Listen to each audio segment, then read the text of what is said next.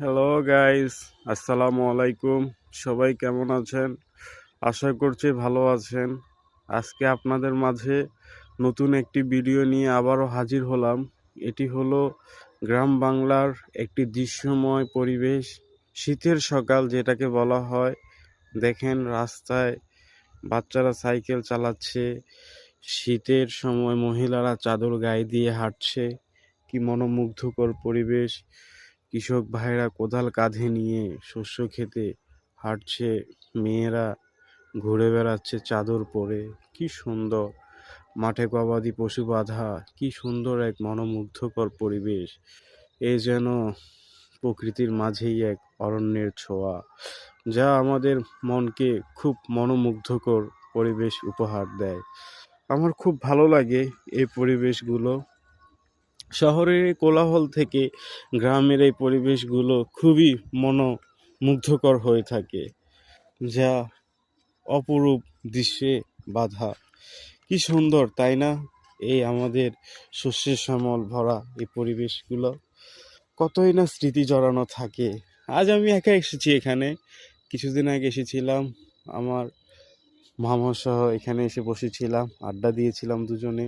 আজ ও নেই, আমি একাই, কারণ ওদের বাসা অনেক দূরে, আমার বাসাও দূরে। এটা উত্তরবঙ্গতে অবস্থিত, উত্তরবঙ্গ বিভাগে অবস্থিত।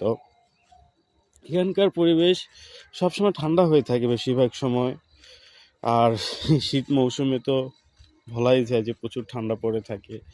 অনেক সুন্দর পরিবেশ এই গ্রাম বাংলা, যা মনোমুগ্ধকর করা পরিবেশ। দেখেন আপনাদের মাঝে এই শস্য ক্ষেত আমি তুলে ধরছি, দেখেন কি মনোমুগ্ধকর, যা আমাদের সবার মনকে ছুঁয়ে দেওয়ার মতো।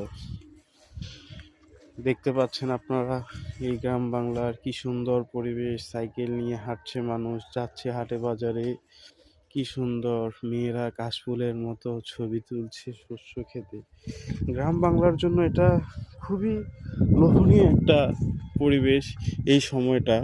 এই সময়টাতে প্রকৃতি তার রানীর রূপ ধারণ করে। রানী যেরকম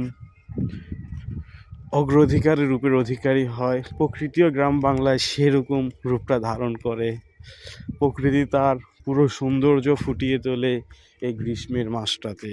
দেখেন কি সুন্দর পরিবেশ, গ্রাম বাংলার দলে দলে পাখির ঝাঁক যাচ্ছে। এ যেন এক মনোমুগ্ধকর গ্রাম বাংলার পরিবেশ, অপরূপ দৃশ্যে ভরা এই মোদের বাংলাদেশ। ওকে, সবাই ভালো থাকবেন এই বলে ভিডিও শেষ করলাম। আসসালামু আলাইকুম। লাইক করবেন, কমেন্ট করবেন, শেয়ার করবেন, সবসময় পাশে থাকবেন।